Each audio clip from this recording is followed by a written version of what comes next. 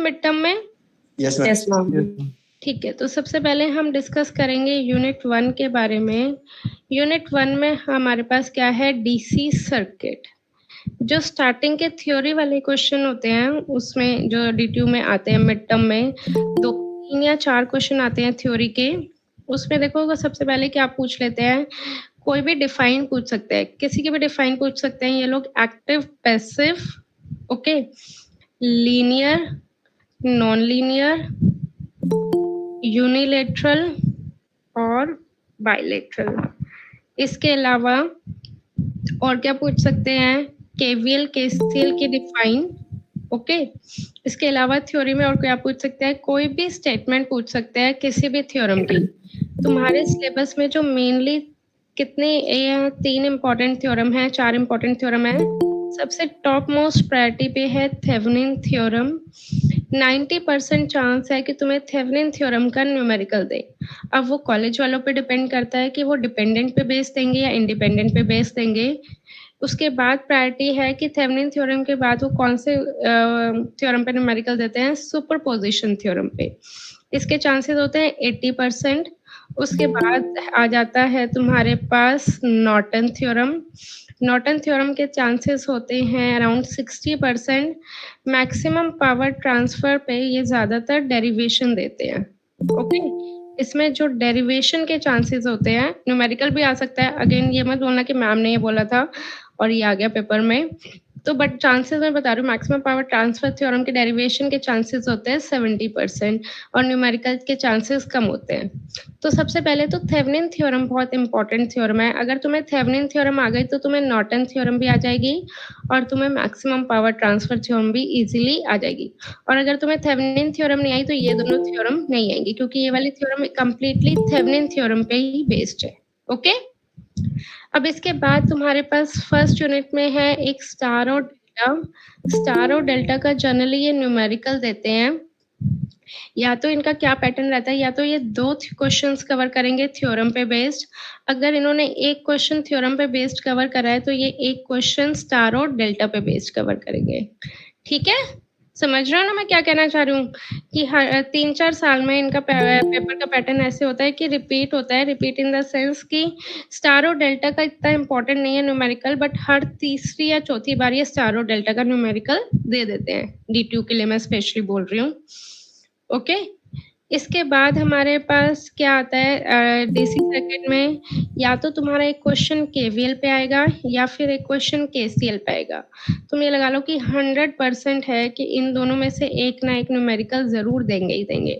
Chances ज्यादा किसके होते हैं? हमारे पास केवीएल के। केवीएल का ये लोग ज्यादातर कोशिश करते हैं कौन से वो देंगे, ये डिपेंडेंट सोर्स पे बेस देंगे। इसके तुम ये लगा लो 90% चांस होते हैं, ओके। तो केवीएल तो तुम्हारा वैसे भी बेसिक ही है।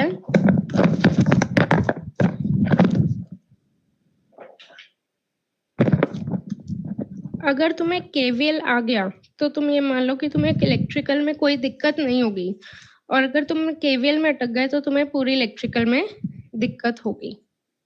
ठीक है? Yes ma'am. अब इसके अलावा तुम्हारे पास ये यूनिट 1 में तुम्हारे पास इतना ही है, फोकस करना केवीएल के न्यूमेरिकल्स पे, ओके, और थ्योरम्स के न्यूमेरिकल पे। मैम इनके मैम जो मैम क्वेश्चन मुश्किल और इम्पोर्टेंट के बीच के उन सबके एक एक करा दो। देखो सबके तो एक एक नहीं हो सकते, तुम्हें दिख रहा है कि कितने ज्यादा टॉपिक्स हैं, है ना? तो थेवेनिन थ्योरम मैं करवा दूंगी, क्योंकि थेवेनिन थ्योरम मतलब केवीएल थेवेनिन ये सब। हाँ, थेवेनिन के मैं करवा रही हूँ क्योंकि थेवेनिन तुम्हारे मेन है। थेवेनिन आ गई तो तुम्हें नॉर्टन भी आ जाएगी और फिर मैक्सिमम पावर ट्रांसफर थ्योरम भी आ जाएगी, ओके। मैम अब जाते हैं और नॉर्टन के इंडिपेंडेंट सोर्स वाला एक बार मतलब करवा देते। ठीक है, ओके। नेक्स्ट आ जाते हैं हम यूनिट 2 पे। यूनिट 2 हमारी कंप्लीटली एसी सर्किट पे बेस्ड है, ओके। एसी सर्किट में क्या क्या इम्पोर्टेंट है? एसी सर्किट हुई है तुम्हारे कॉलेज में, हुई है अच्छे से? यस हो गई मैम।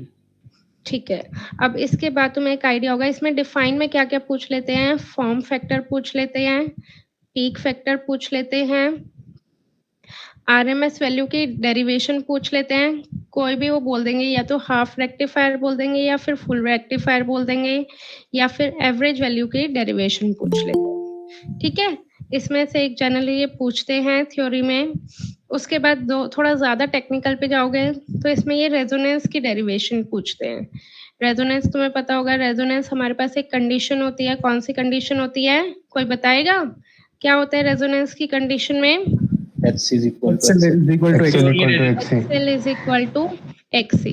तो ये इसकी जो पूरी प्रॉपर डेरिवेशन है, यहाँ से हम फ्रीक्वेंसी का फॉर्मूला निकालते हैं 1/2 पाई रूट LC, ये पूछ लेते हैं। ओके, थ्योरी में तुम्हारा ये बनता है form factor, peak factor, resonance या फिर क्यू फैक्टर या फिर बैंडविड्थ, ये या फिर power factor, define power factor. ये दोनों चीजें बनती है थ्योरी के लिए। ओके, अब यूनिट 2 में न्यूमेरिकल में क्या आता है, एक वो क्वेश्चन देंगे सीरीज सर्किट पे न्यूमेरिकल में और एक वो क्वेश्चन देंगे पैरेलल सर्किट में। अगर उन्हें पेपर मुश्किल बनाना होगा तो 90% तुम्हें वो पैरेलल सर्किट का न्यूमेरिकल, क्योंकि पैरेलल सर्किट का न्यूमेरिकल क्या होता है, डिफिकल्ट होता है। इसमें तुम्हारा रेक्टेंगुलर पोलर कन्वर्जन इंक्लूड होती है, जो कि सिर्फ और सिर्फ कैलकुलेटर से ही पॉसिबल होती है, ठीक है। सीरीज सर्किट का क्वेश्चन के भी चांसेस होते हैं 80%, तो तुम ये लगा लो कि सीरीज का भी न्यूमेरिकल दे सकते हैं और वो तुम्हें पैरेलल का भी न्यूमेरिकल दे सकते हैं, तो तुम्हें दोनों न्यूमेरिकल में से एक न्यूमेरिकल जरूर आना ही चाहिए। Okay, clear? और किसी को कुछ पूछना है एसी सर्किट में?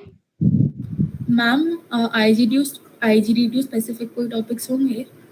ये सारे तुम ये लगा लो जो मैंने इंपॉर्टेंट चीज बताई है, ये आईजीडीटीयू के लिए भी है और डीटीयू के लिए भी है। मैंने ऐसे पर्टिकुलर डीटीयू के लिए नहीं बताई, मैंने दोनों के पैटर्न को स्टडी कर रखा है, दोनों के स्टूडेंट्स को मैं काफी टाइम से पढ़ा रही हूँ, तो ये दोनों के लिए ही एप्लीकेबल है।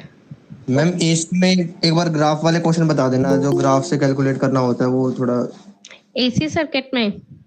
यस मैम, मैम एक बार उसका आइडिया लग जाएगा फिर हो जाएगा। इस टाइप के questions?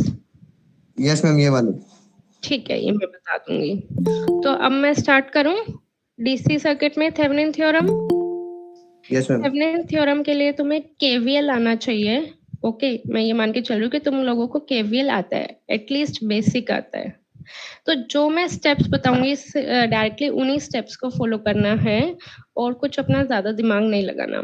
Step number 1, that is find out value of RL। RL is the load resistance. मैं एक एग्जांपल के लिए समझाने के लिए तुम्हें एक सर्किट ले रही हूँ। सपोज हमें ये सर्किट दिया हुआ है,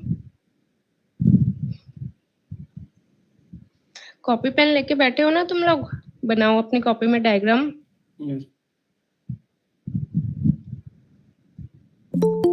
और इसमें तुम्हें बोला हुआ है find current in 8 ohm by using Thevenin theorem, ठीक है।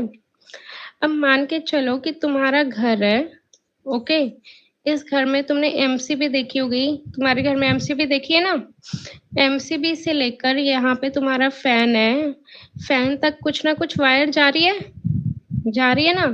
तो जो फैन क्या है तुम्हारा, लोड है। तुम अपने घर में जो भी चीज यूज कर रहे हो, फैन यूज कर रहे हो, एसी यूज कर रहे हो, कूलर यूज कर रहे हो, लाइट यूज कर रहे हो, वो सब हमारे क्या होते हैं, लोड होते हैं। ओके, अब फैन में, एसी में, इन सब में कुछ ना कुछ रेजिस्टेंस तो प्रेजेंट होगा ना, तो उस पर्टिकुलर रेजिस्टेंस के लिए हम उसको क्या कहते हैं, लोड रेजिस्टेंस। और लोड रेजिस्टेंस को हम किससे डिनोट करते हैं, RL से। ठीक है, क्लियर है ये चीज कि कोई भी लोड तुम अपने घर में यूज कर रहे हो, लोड मतलब जो भी चीज तुम अपने घर में यूज कर रहे हो वो सारा क्या है, लोड, और उसके अंदर जो रेजिस्टेंस है उसको हम क्या कहेंगे, लोड रेजिस्टेंस। तो सबसे पहले हमें देखना है कि हमारे पास लोड रेजिस्टेंस कौन सा है। कौन सा होता है लोड रेजिस्टेंस, जिस पर्टिकुलर ब्रांच में तुम्हें करंट की वैल्यू फाइंड आउट करने के लिए कहा जाएगा वो क्या होगा, तुम्हारा लोड रेजिस्टेंस। तो अब इसमें देख के बताओ मुझे, क्या है तुम्हारे पास लोड रेजिस्टेंस, किस ब्रांच में तुम्हें करंट की वैल्यू निकालने के लिए बोला गया है, बोलो। 8 ओम वाली।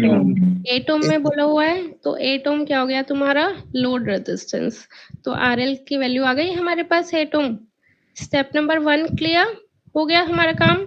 हमें ढूंढना था कि लोड कहाँ पे है और लोड हमारा है 8 ओम। ठीक है, क्लियर। अब आ जाते हैं हम स्टेप नंबर जी 2 मैम। पे।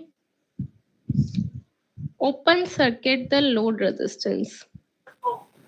ओपन सर्किट लोड रेजिस्टेंस, जो भी हमारा आरएल था उसको हमें क्या करना है, ओपन सर्किट। पता होगा तुम्हें, एक चीज होती है हमारे पास ओपन सर्किट और एक चीज होती है हमारे पास शॉर्ट सर्किट। आइडिया क्या होता है ये?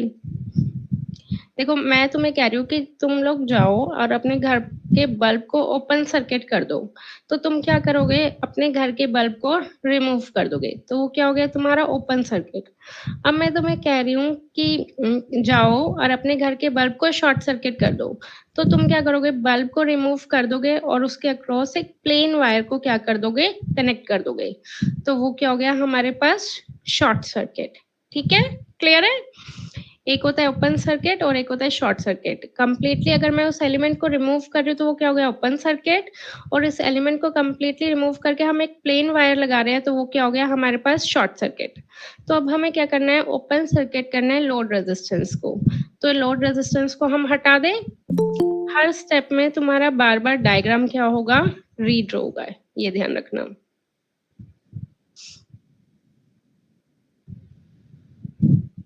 हो गया, बोलो यहाँ तक कोई डाउट? ये थी 5, 6, 7। No ma'am. अब देखो, इसको याद करने का बिल्कुल बेस्ट तरीका बताती हूँ जो तुम अपनी लाइफ में कभी नहीं भूलोगे, ये मेरी गारंटी है। तुम मान लो कि ये तुम्हारा घर है, ठीक है, और तुम हो लोड रेजिस्टेंस। तुम क्या हो, लोड रेजिस्टेंस। फर्स्ट स्टेप में तुम अपने आप को ढूंढोगे कि भाई मैं कौन सा हूँ, जिसमें तुम्हें करंट की वैल्यू फाइंड आउट करनी है वो तुम हो, तो 8 ओम तुम हो। ठीक है, सेकेंड स्टेप में तुम्हें तुम्हारे घर वालों ने घर से बाहर निकाल दिया। ठीक है, क्यों निकाल दिया, तुम कुछ काम धाम करते नहीं थे, पढ़ते लिखते भी नहीं थे, बैठे रहते थे सारा दिन, टीवी देखते रहते थे, फोन देखते रहते थे। तुम्हारे घर वालों ने क्या कहा कि निकलो घर से, निकलो, काम वाम तुमने करना नहीं है, पढ़ाई करनी नहीं है, निकलो। ठीक है, तो निकाल दिया तुम्हें तुम्हारे घर वालों ने। यहाँ पे देखो, नहीं हो अभी तुम घर पे, राइट। Step number 2 clear. अब आ जाओ स्टेप नंबर 3 पे। स्टेप नंबर 3 में क्या है, कैलकुलेट वोल्टेज या फिर potential across A and B terminal. जहां पे तुम्हें तुम्हारे घर वालों ने घर से बाहर निकलना है तो वहां पे हमेशा क्या मत करना, ए और बी टर्मिनल। ठीक है, तुम कहाँ पे कनेक्टेड थे, मतलब तुम कहाँ पे बैठे हुए थे, यहाँ पे बैठे हुए थे ए और बी टर्मिनल पे। तुम्हें तुम्हारे घर वालों ने घर से बाहर निकाल दिया, मतलब तुम ओपन सर्किट हो गए। उसके बाद तुम्हारे क्रॉस क्या निकालना है, पोटेंशियल। मतलब तुम ऐसे याद कर लो कि तुम्हारी मम्मी आई, तुम्हारी मम्मी ने तुम्हारे अंदर अच्छाइयाँ निकाली कि नहीं भाई मेरा बेटा इतना भी निकम्मा नहीं है, वो कुछ तो काम करते हैं। ज्यादातर होता है ना कि मम्मी अच्छाइयाँ कैलकुलेट करती है, होता है ना। तो तुम्हारी मम्मी ने तुम्हारे अंदर क्या कैलकुलेट करा, बोलो, तुम्हारा पोटेंशियल। क्लियर? Yes ma'am. तो next step number 3, calculate ma'am. Potential across A and B. हमेशा कहाँ पे निकालना है, ए और बी के अक्रॉस। इसलिए मैंने बोला था फर्स्ट स्टेप में ही कि जहाँ पे तुम थे वहां पे हमेशा क्या मार्क कर लो, मतलब लोड रेजिस्टेंस के अक्रॉस क्या मार्क कर लो, A and B. Okay, now we need to calculate V A B. Now, as you can see that there is no direct connection between A to B, right? A और B के बीच में कोई भी direct connection नहीं है, but तुम A पे खड़े हो और जाना कहाँ पे है, B पे, राइट? तो कैसे जाओगे, या तो A से C पे जाओगे, C से D पे जाओगे, D से B पे जाओगे, ऐसे ही जाओगे, है ना? या फिर लंबे वाला रास्ता चूज कर लोगे, ए से सी पे जाओगे, सी से ई पे जाओगे, ई से एफ पे जाओगे, एफ से डी, डी से बी। अब तुम बोलो कौन सा रास्ता लोगे, छोटा या बड़ा, बोलो। छोटा मैम। छोटा रास्ता कौन सा है, ए से सी, सी से डी, डी से बी, यही होगा या नहीं होगा? सारे के सारे थेवेनिन के थ्योरम के क्वेश्चन, चाहे कितना ही मुश्किल क्वेश्चन हो, तुम्हारा इस कंसेप्ट से आसानी से क्लियर हो जाएगा कि तब जब भी तुम्हें वोल्टेज निकालनी हो, ए पे खड़े हो, बी पे जाना है, कोई भी रास्ता ले लो। बट ये ध्यान रखना, जिस रास्ते में तुम्हारा करंट सोर्स आ रहा है, मैं मान के चल रही हूँ कि अगर यहाँ पे तुम्हारा करंट सोर्स आता तो तुम करंट सोर्स वाले रास्ते से नहीं जाना कभी भी, ठीक है। करंट सोर्स तुम्हारा क्या है? दुश्मन। तो क्या तुम अपने दुश्मन वाले रास्ते से जाओगे? बोलो, नहीं जाओगे ना। ज्यादातर अवॉइड ही करोगे कि दुश्मन खड़ा है यार, फिर लड़ाई वड़ाई होएगी, फिर दिमाग खराब होएगा, तो उस रास्ते से जाऊं ना, चाहे मुझे लंबा रास्ता लेना पड़े। तो करंट सोर्स क्या है? तुम्हारा दुश्मन। तो दुश्मन वाले रास्ते से जाना ही नहीं है कभी भी, ठीक है, चाहे तुम्हें बड़े वाला रास्ता लेना पड़े। अब देखो, अकॉर्डिंग टू ओम्स लॉ हम क्या लिख सकते हैं? वीएसी को क्या लिख सकते हैं? बोलो, ओम्स लॉ क्या कहता है? वीएसी इज इक्वल टू, बोलो भाई। VA minus VC by 7. नहीं नहीं, ओम्स लॉ बोले मैंने, Ohm's law. 7 into I. 7 into 7I तो मैं ये लिखता हूँ VAC को IAC into RAC। Similarly VCD को हम क्या लिख सकते हैं? बोलो, देखो तुम लोग कंट्रीब्यूट नहीं करोगे तो मेरे को भी नहीं लगेगा कि मैं पढ़ा रही हूँ, मुझे ऐसा लगेगा ICD into RCD. RCD, और VDB को भी लिख सकते हैं IDB into RDB, Yes ma'am. ठीक है। अब क्या हम IAC ब्रांच में, RAC तो पता है हमें 7 है, क्या A to C ब्रांच में करंट फ्लो कर रहा है? ये No, क्या? ma'am. ओपन सर्किट में खुली तार है। अगर तुमने खुली तार लगा दी, उस पर कोई भी बैटरी कनेक्ट नहीं करी, तो क्या करंट जाएगा उसमें? नहीं जाएगा। तो IAC कितना हो गया? 0, right. ICD as it is नहीं पता हमें, क्योंकि RCD कितना है? 6 है। और IDB अगेन इधर कितना हो जाएगा? रेजिस्टेंस भी नहीं है, तो ये कितना हो गया? 0। अब अगर मुझे ICD की वैल्यू पता लग जाए तो मेरा काम बन जाएगा, VAB की वैल्यू आ जाएगी। Yes. अब तुम जैसे कैसे जा रहे हो C से D, तो तुम्हें करंट भी कैसे लेना है? C से D, ये हमेशा ध्यान रखना। तुम D से C जाते तो करंट भी D से C ले लेते, पर तुम C से D जा रहे हो तो करंट भी कैसे लोगे? C से D ही लोगे, ओके। उसके बाद यहाँ पे क्या हम KVL अप्लाई कर सकते हैं? कितने मैश है ये?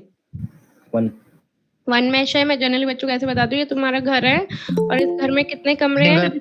जितने कमरे हैं उतने मैश हैं। तो इसके अकॉर्डिंग सबसे पहले साइन मार्क कर लें, positive negative, positive negative, positive negative. और हमें हमेशा कौन सा साइन लेना होता है? Second sign. E से C पे गए, सेकंड साइन कौन सा आ रहा है? पॉजिटिव या नेगेटिव? नेगेटिव, तो -5 ICD। C से D पे गए, सेकंड साइन कौन सा आ रहा है? पॉजिटिव या negative? Negative. -6 ICD plus 10 is equal to 0। यहाँ से मुझे फटाफट ICD की वैल्यू निकाल के बताओ क्या आ रही है? मैम 10/11। 10/11, तो यहाँ पे पुट कर दूं 10/11 मल्टीप्लाइड बाय 6। VAB की वैल्यू कितनी आ गई? 60/11 आ गई।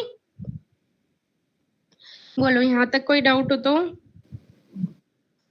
नहीं मैम, क्लियर। किसी को कोई भी डाउट हो तो पूछो, इंट्रैक्शन बेसिस पे ही होगा ये सेशन।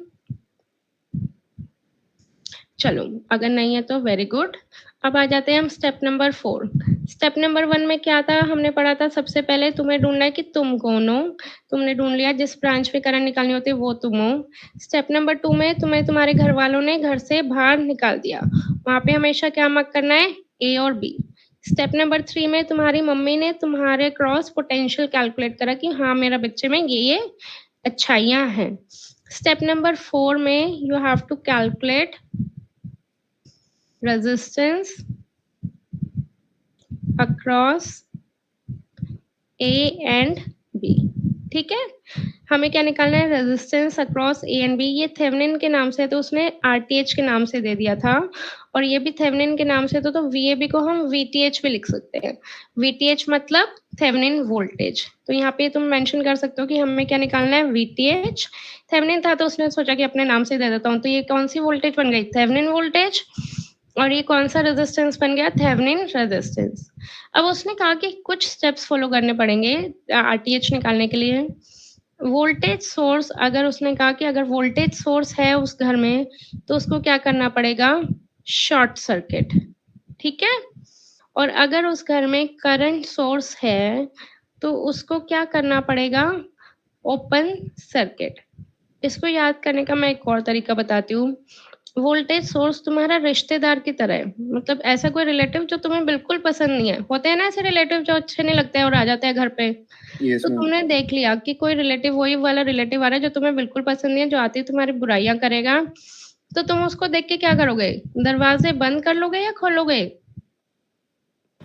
बंद कर देंगे मैम। बंद कर दोगे तो बंद कर दिए, ठीक है। और करंट सोर्स तुम्हारी गर्लफ्रेंड की तरह है। अब अपनी गर्लफ्रेंड को देखोगे तुम आते हुए तो क्या करोगे? दरवाजे बंद करोगे, खोलोगे?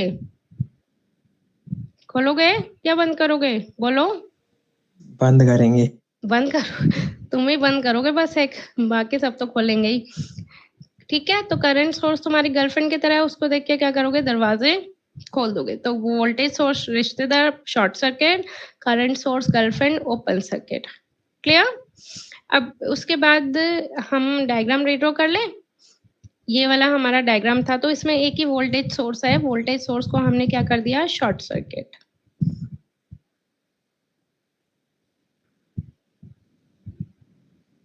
यही बनेगा। फिर से यहाँ पे हमें क्या मार्क करना है? ए बी, तो ये हमें निकालना है R A B is equivalent to R T H. कितनी वैल्यू थी? 467। बोलो यहाँ तक कोई डाउट हो तो? No ma'am. अब नहीं देखो, मैम। तुम ए पे खड़े हो, तुम्हें कहाँ पे जाना है? बी पे, ठीक है। ये सारे रेजिस्टेंस तुम्हारे फ्रेंड्स हैं। जो फ्रेंड एक ही रास्ते पे आता है, जैसे तुमने सोचा ना कि चल यार उससे मिलता हूँ, उससे मिलने चल रहा हूँ तो उससे भी मिल लेता हूँ, एक ही रास्ते पे आ रहा है, तो इसका मतलब वो क्या है? सीरीज में है। और जो फ्रेंड अलग अलग रास्ते पे आ रहा है, तुमने सोचा कि यार उससे मिलूं या उससे मिलूं, मतलब तुम्हें ऐसे सोचना पड़ रहा है, तो इसका मतलब वो किस पे आ रहा है? पैरेलल पे। तो और जो फ्रेंड सबसे दूर रहता है, शुरुआत हमेशा वहां से करोगे। ए पे खड़े हो तो सबसे दूर कौन सा है? 5। अब तुम ए से चले हो तो 5 और 6, ये बताओ एक ही रास्ते में आ रहे हैं ये दोनों या अलग अलग रास्ते में आ रहे हैं? मैम अलग अलग रास्ते में आ रहे हैं। अलग अलग रास्ते में आ रहे हैं ना, तुम्हें सोचना पड़ेगा कि यार 5 ओम के घर जाऊंगी या 6 ओम के। तो इसका मतलब क्या है? 5 पैरेलल 6। ओके, इसको कंबाइन करके एक रेजिस्टेंस बना लो, ये 7 ओम। तो अब ये दोनों रेजिस्टेंस एक ही रास्ते में आ रहे हैं या अलग अलग रास्ते में आ रहे हैं? मैम सेम रास्ते में। तो ये दोनों सीरीज में हो जाएंगे। तो आरटीएच कितना हो गया? 5 parallel 6 means 5 into 6 divided by 5 plus 6 plus 7। ये हो गई हमारे पास आरटीएच की वैल्यू। इसको सॉल्व करके बताओ मुझे फटाफट क्या वैल्यू आ रही है? मैम 107/11। ठीक है, 11 है, सॉरी। अब जैसे कि मैंने बताया था कि फर्स्ट स्टेप में तुमने ढूंढा, सेकंड स्टेप में तुम्हें तुम्हारे घर वालों ने बाहर निकाल दिया, थर्ड स्टेप में तुम्हारी मम्मी ने तुम्हारे अंदर अच्छाइयाँ कैलकुलेट करी, मतलब पोटेंशियल निकाला, फोर्थ स्टेप में तुम्हारे पापा ने तुम्हारे अंदर कमियां निकाली। कमियां मतलब मान सकते हैं रेजिस्टेंस, पापा ही होते हैं ना जो ज्यादातर कमियां निकालते हैं, है ना? ठीक है, तो तुमने रेजिस्टेंस, तुम्हारे पापा ने कमियां निकाल ली, वो ये कमी आई। अब फाइनली क्या कंक्लूड हुआ? तुम्हारी अच्छाइयां भी रखी गई जो तुम्हारी मम्मी ने निकाली थी VTH, और तुम्हारी बुराइयां भी रखी गई जो तुम्हारे पापा ने निकाली थी RTH। उन दोनों को साथ में रखा और फिर तुम्हें वापस घर पे बुला लिया। तुम कौन थे? RL।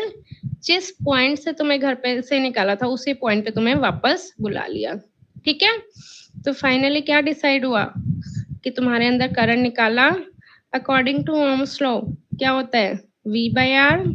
इस सर्किट में VTH कितना, V कितना है? VTH, और R कितना है? RTH plus RL। तो अब हमें VTH की भी वैल्यू पता है, RTH की भी पता है और RL की भी पता है, तो यहाँ से हम करंट की वैल्यू निकाल सकते हैं। निकाल सकते हैं ना? बोलो। यहाँ यस तक मैम। ये था तुम्हारा simple and easy Thevenin theorem. कभी पढ़ा है लाइफ में ऐसे थेवेनिन थ्योरम? No ma'am. नहीं मैम। कभी अब भूलोगे नहीं भी? मैम। कोई भी स्टेप नहीं भूलोगे? नहीं भूलोगे ना? नहीं मैम वो एक हमें फर्स्ट स्टेप वापस से थोड़ा बता देना मैम। फर्स्ट स्टेप में बस यही था कि जिस ब्रांच में तुम्हें करंट की वैल्यू फाइंड आउट करने के लिए बोला जाएगा वो तुम्हारा क्या होगा, लोड रेजिस्टेंस। ठीक है। Yes ma'am. Ma'am load resistance ma'am 6 में होता तो उसका वो कैसे निकालते हैं? अगर लोड रेजिस्टेंस 6 ओम में होता, मैं बता देती हूँ। या मैम अगर बीच में है दो, उसके अगर 2 मैच में उसके बीच में हो, सेम स्टेप्स लोगे। मैं एक और बता देती हूँ, करंट सोर्स के अक्रॉस। ठीक है, इसमें करंट सोर्स भी ले लेते हैं। बिल्कुल वैसे ही चलना है जैसे हमने चले थे, कुछ अलग नहीं है। इसमें मैं मान के चल रही हूँ, इन्होंने बोला हुआ है फाइंड करंट इन 8 ओम। ठीक है, तो फर्स्ट स्टेप क्या था, 8 ओम तुम्हें ढूंढना है कि तुम कौन से हो, तुम ये हो। फिर उसके बाद तुम्हें तुम्हारे घर वालों ने घर से बाहर निकाल दिया। फिर तुम्हें क्या करना है, जहाँ पे से निकाला था वहां पे ए और बी मार्क करना है। उसके बाद तुम्हारी मम्मी ने तुम्हारी अच्छाइयाँ कैलकुलेट करनी है, मतलब वीएपी। तुम ए से पे खड़े हो, जाना कहाँ पे है, बी पे। ए से पहले कैसे जाओगे, सी पे, फिर सी से डी, फिर डी से। ये करंट क्या दुश्मन वाले रास्ते से जाओगे? नो मैम, डी से नहीं ही। जाओगे ना, तो चाहे तुम्हें लंबा वाला रास्ता ही क्यों ना लेना पड़े, पर दुश्मन वाले रास्ते से नहीं जाओगे। डी से ई से एफ और एफ से बी। ठीक है, वीएसी, तुम ए से सी जा रहे हो तो करंट भी कैसे जाएगा, ए से सी। तो लिख लो 7 IAC। अब ये पॉजिटिव नेगेटिव, ओके। VCD में कोई भी रेजिस्टेंस नहीं है, 0। VDE में भी कोई भी रेजिस्टेंस नहीं है, 0। VEF और VFB, तुम ऐसे जा रहे हो तो करंट भी कैसे जाएगा, ऐसे ही जाएगा। तो मैं मान लूं I2। बोलो यहाँ तक कोई डाउट हो तो। थोड़ा सा फास्ट हो गई मैं। समझ में आया? यस अब मैम। EF को मैं क्या लिख सकती हूँ, IEF इंटू REF। REF कितना है 12, IFB और RFB कितना है 10। ठीक है, बोलो पहले यहाँ तक किसी को भी कोई भी डाउट हो। देखो बहुत सारे बच्चे पढ़ रहे हैं, हर एक बच्चे का लेवल अपना अलग अलग होता है। मैम I2 की डायरेक्शन वैसे क्यों ली? क्योंकि जैसे हम चलेंगे वैसे ही करंट जाएगा, ये ध्यान रखना। तुम डी से ई जा रहे हो, ई से एफ जा रहे हो, एफ से बी जा रहे हो, तो करंट भी वैसे ही जाएगा। अगर उल्टा लोगे ले सकते हो, कोई दिक्कत नहीं है। फिर नेगेटिव का चक्कर पड़ता है, फिर तुम लोग कंफ्यूज हो जाते हो। ओके, समझ गया मैम। अब उसके बाद इसमें केवीएल लगाओ, IAC आ जाएगा। इसमें तो डायरेक्ट तुम्हारी करंट सोर्स से इक्वेशन आ जाएगी। क्या आएगी, I2 इक्वल टू +9 या -9? Ma'am -9। I2 is equal to -9। ठीक है, तो IEF कितना हो गया यहाँ पे, -9 मल्टीप्लाइड बाई 12, -9 मल्टीप्लाइड बाई 12, 10। और IAC की वैल्यू यहाँ से केवीएल से निकाल सकते हो, तो VAB की वैल्यू आ जाएगी। Yes ma'am. ठीक है, VAB की वैल्यू आ गई। अब RTH निकालना है। RTH के लिए तुम्हें पता ही है क्या करते हैं। वोल्टेज के लिए रिश्तेदार है, दरवाजा बंद कर दिया, और करंट सोर्स के लिए दरवाजा खोल दिया, और तुम जहां पे खड़े हो वहां A से B पे जाना है। यही था। Yes ma'am. अब ये दोनों रेजिस्टेंस क्या है, एक ही रास्ते में आ रहे हैं, सीरीज में। इसको कंबाइन कर लो, 22 हो गया। ठीक है, अब ये देखो, अब इसके बाद ये 6 ओम और 7 ओम एक ही रास्ते पे आ रहे हैं या अलग अलग रास्ते पे आ रहे हैं? मैम अलग अलग। तो इसका मतलब पैरेलल को कंबाइन कर दो, 6 पैरेलल 7, और वो 22 था ही। अब ये दोनों रेजिस्टेंस एक ही रास्ते पे आ रहे हैं या अलग अलग रास्ते पे आ रहे हैं? सही। तो इसका मतलब ये क्या है, सीरीज में। ठीक है, यस मैम। बोलो कोई डाउट हो तो। आप बस डिपेंडेंट सोर्स का बताओ। डिपेंडेंट सोर्स, देखो डिपेंडेंट सोर्स के लिए तुम्हें ये आएगा। पहले तुम ये बताओ कि पूरा इंडिपेंडेंट वाला आता है? Yes ma'am. ठीक है, आते ही हैं मैम। डिफरेंस बता दो मैम दोनों में। डिपेंडेंट सोर्स हमारे पास एक तरह से ट्राइंगल टाइप शेप के होते हैं, ट्राइंगल बोल रही हूँ सॉरी, इस टाइप के शेप के होते हैं। अब वो दो कैटेगरी में डिवाइड होते हैं, या तो क्या होगा वो डिपेंडेंट वोल्टेज सोर्स, ठीक है। अगर प्लस माइनस है तो वो कौन सा सोर्स बन गया हमारे पास, डिपेंडेंट वोल्टेज सोर्स। और अगर हमारे पास एरो है तो वो कौन सा सोर्स बन गया, डिपेंडेंट करंट सोर्स। मैसेज मत करो, मैं मैसेज नहीं देख रही, जो बोलना है वैसे बोल लो। अब डिपेंडेंट वोल्टेज सोर्स भी फर्दर दो कैटेगरी में डिवाइडेड है। अब तुम एक बात बताओ, तुम दो जनों पे डिपेंड हो, या तो अपनी मम्मी पे डिपेंड हो या अपने पापा पे डिपेंड हो ना। खाना चाहिए होता है तो मम्मी के पास जाते हो, पैसे चाहिए होते हैं तो पापा के पास जाते हो। इसी तरह ये भी दो चीजों पे डिपेंड है। अगर ये वोल्टेज पे डिपेंड है, मैं एक मान के चलूं कि ये वोल्टेज पे डिपेंड है, ठीक है, तो ये किस पे डिपेंड है, वोल्टेज मतलब मेल मान लेते हैं, पापा पे डिपेंड है। और अगर ये करंट पे डिपेंड है तो ये मम्मी पे डिपेंड है। तो देखो अगर यहाँ पे क्या है, ये प्लस और माइनस है, प्लस और माइनस है तो ये कौन सा सोर्स बन गया, वोल्टेज सोर्स। अब ये किस पे डिपेंड है, मम्मी पे पापा पे, बोलो ये किस पे डिपेंड है, वोल्टेज पे करंट पे। वोल्टेज पे। तो ये कौन सा सोर्स बन गया, वोल्टेज डिपेंडेंट वोल्टेज सोर्स, ठीक है, VDVS के नाम से जानते हैं हम इसे। अब ये भी प्लस माइनस है तो कौन सा सोर्स है, VS। अब ये किस पे डिपेंड है, करंट पे वोल्टेज पे, करंट। एंड करंट पे। तो ये कौन सा सोर्स बन गया, current dependent voltage source. Clear. इसी तरह डिपेंडेंट सोर्स भी, डिपेंडेंट करंट सोर्स भी फर्दर टू कैटेगरी में डिवाइडेड है। करंट सोर्स है तो ये क्या बन जाएगा, एरो बन जाएगा, राइट। अब तुम बताओ ये कौन सा केस हुआ, क्या बोलेंगे हम इसे, VDPS। Voltage dependent. CS। ये है कौन सा सोर्स, करंट सोर्स, और ये डिपेंड किस पे कर रहा है, वोल्टेज पे, तो ये बन गया वोल्टेज डिपेंडेंट करंट सोर्स। इसी तरह ये बताओ ये कौन सा सोर्स हो गया, वोल्टेज डिपेंडेंट करंट सोर्स।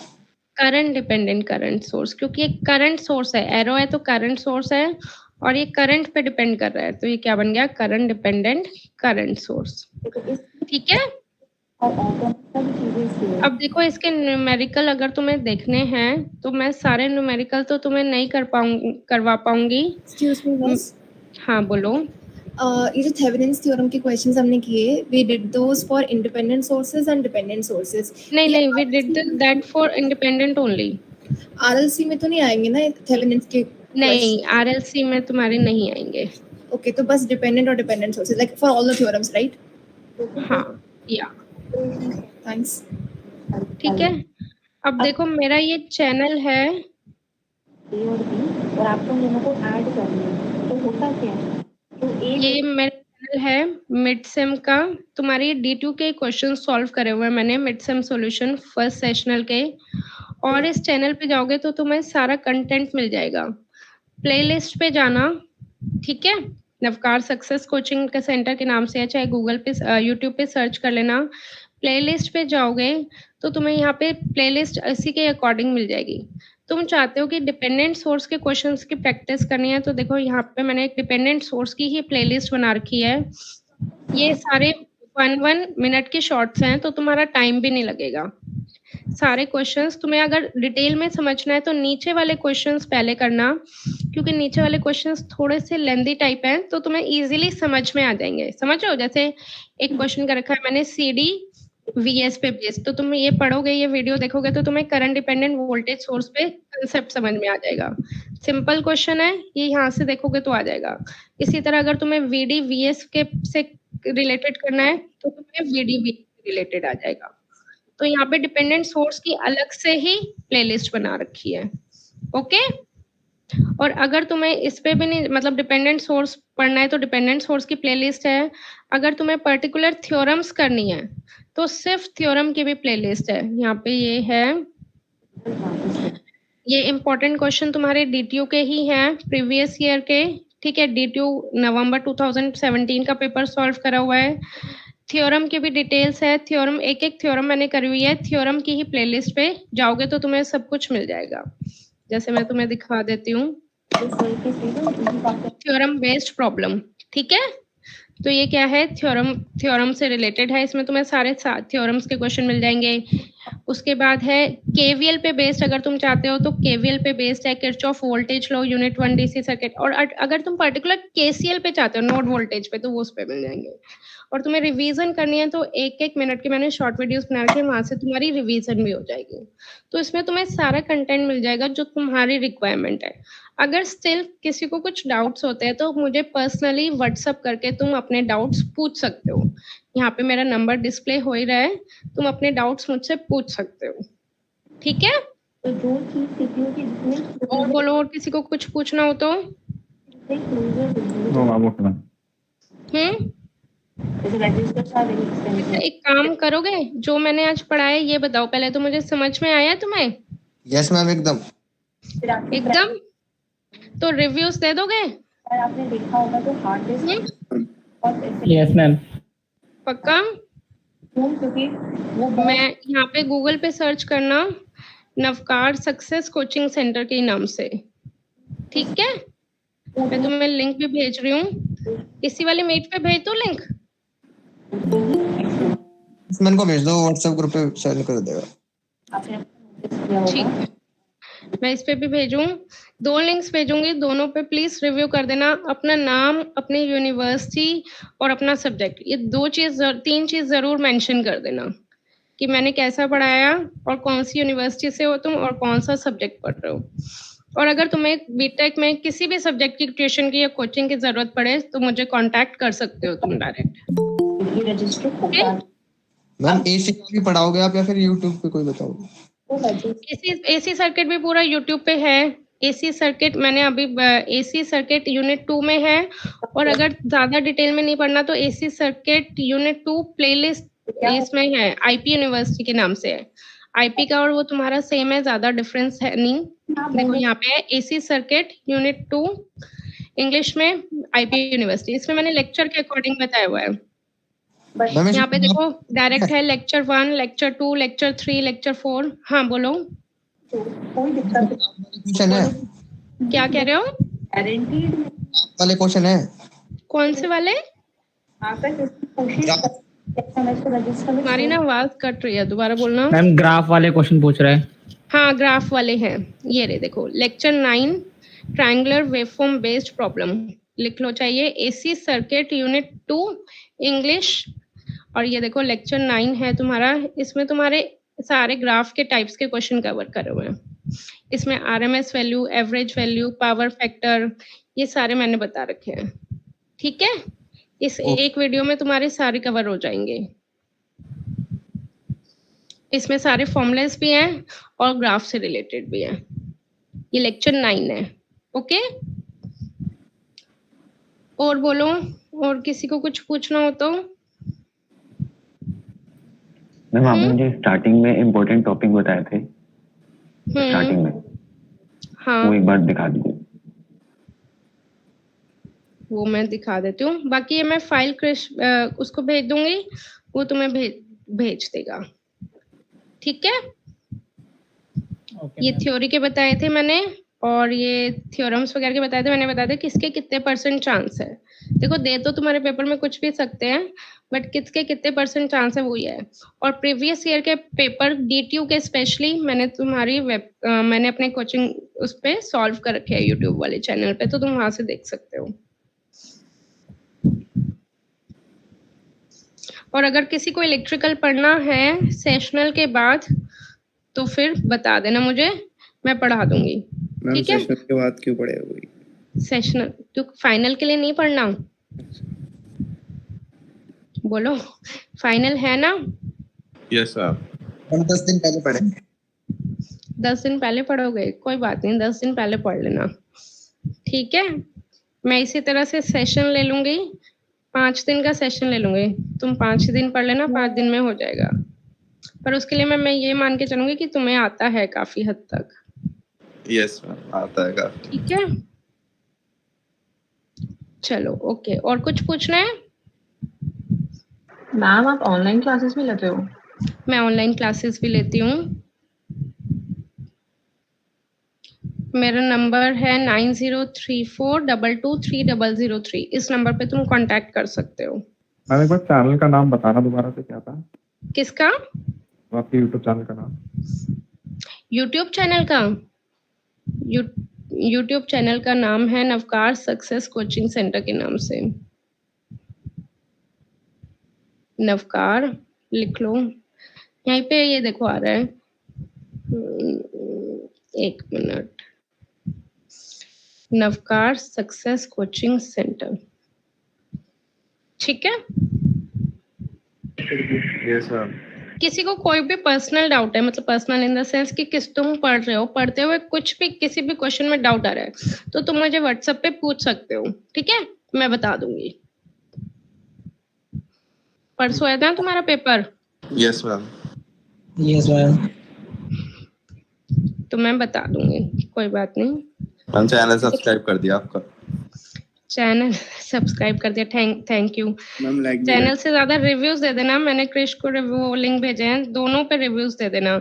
अगर किसी को डायरेक्ट एडमिशन चाहिए, ठीक है, जैसे जिस तुम्हारे किसी नोन में किसी की रैंक 5-6 लाख और जिसको सीएससी ब्रांच में ही एडमिशन चाहिए तो मुझे बता देना, without any donation IP university में दिल्ली में एडमिशन में करवा दूंगी। ओके मैम मैम डीटीयू में हो सकता है क्या? नहीं, डीटीयू में नहीं हो सकता, हो जाएगी।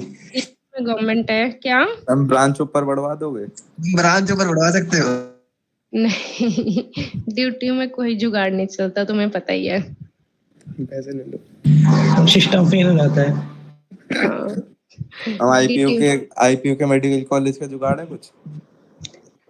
मेडिकल कॉलेज का?